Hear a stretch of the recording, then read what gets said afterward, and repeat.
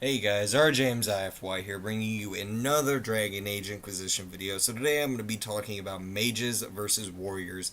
So I'm going to go ahead and jump right in by telling you first off that there are 12 classes all in all. There's about seven, I think. Yeah, about seven warriors and five, if I'm not mistaken, mages.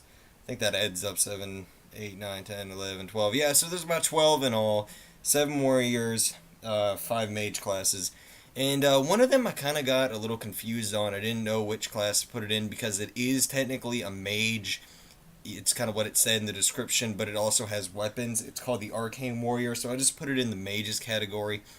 So anyway, I'm gonna go ahead and jump right in by talking about the warriors first off, which are my favorite class to begin any RPG or any type of MMO game with.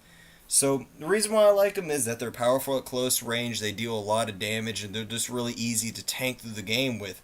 You could literally beat an RPG probably within a few hours if you're able to tank it with any type of two-handed or maybe a sword and a shield character and any type of warrior character, mostly due to their incredibly powerful close range attacks in almost any and all MMOs or RPG games. Dragon Age Inquisition is actually a very good example of one of these situations. Voice crack.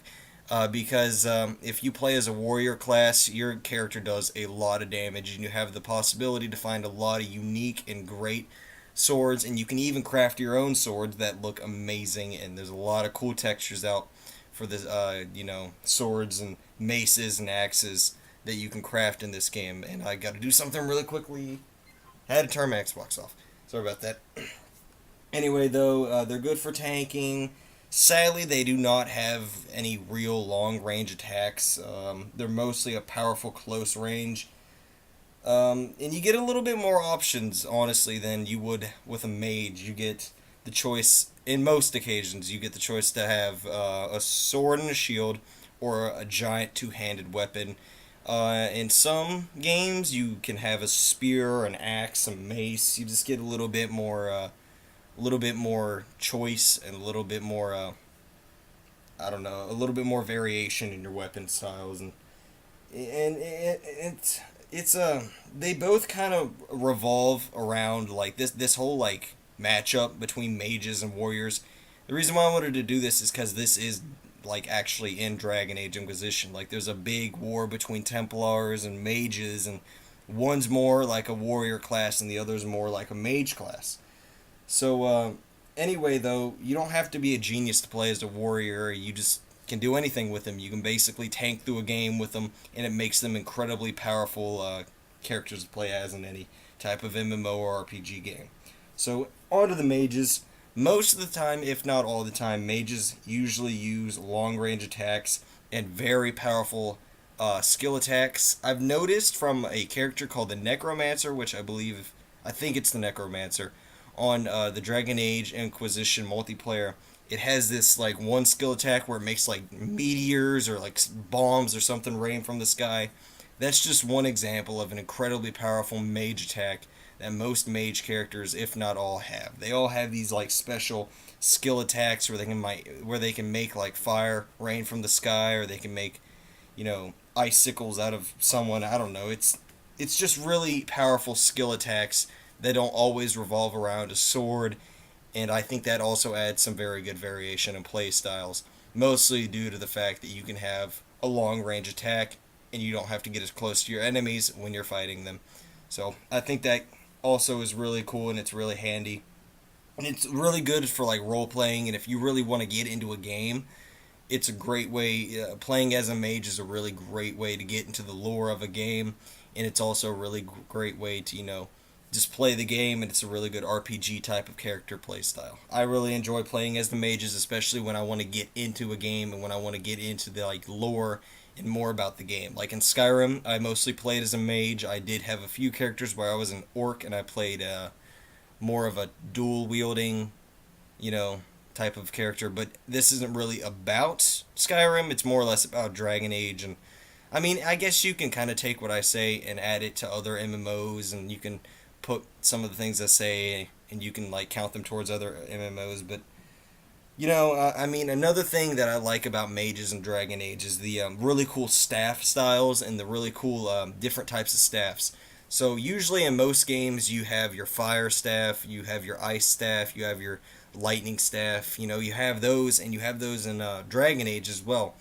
And I really like that. I really like the fact that you can choose if you want to like burn people alive with a fire staff, or if you want to, freeze them to death with a ice staff, or if you want to electrocute them. I think there's even electric staffs or whatever. But I mostly, oh god, I mostly stayed with fire staffs when I played as a mage, mostly due to the fact that I only found fire staffs, and they were literally the most overpowered staff in the entire game that I found.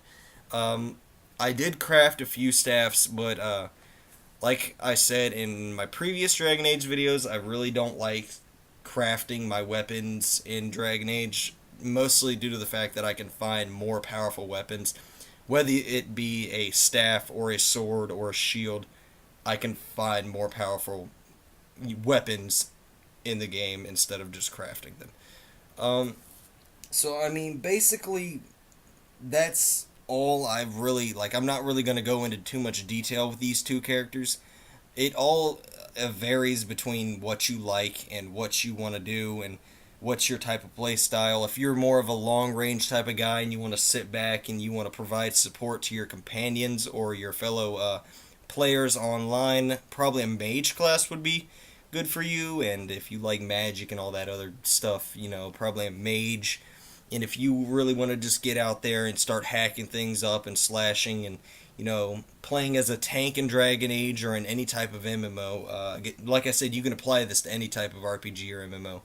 Then probably a warrior class would be good for you, especially if you like to be up close and personal and you like to fight with swords and stuff in MMOs and all that. Because I usually play as a warrior when I play in MMOs, and when I play in Dragon Age and stuff like that, I usually play as the warrior.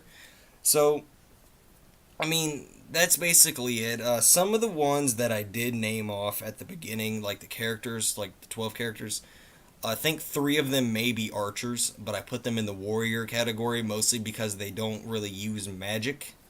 So I may do another one of these videos if you guys enjoy it. I'm not going to go into too much detail, like I said, because I don't want a whole bunch of people complaining and fighting over which one's the best, because I've had a recent Dragon Age video where some people got mad at me for talking about my favorite weapons in the game. I just don't want to make anyone mad anymore. So this was just all my personal opinion. And by the way, I choose warrior. If you would, I think warrior could beat a mage uh, at any time. I think warriors are probably the best, mostly due to the fact that you can tank through an entire game as a warrior and probably not even have to change your sword, or probably not even have to get a new sword or set of armor.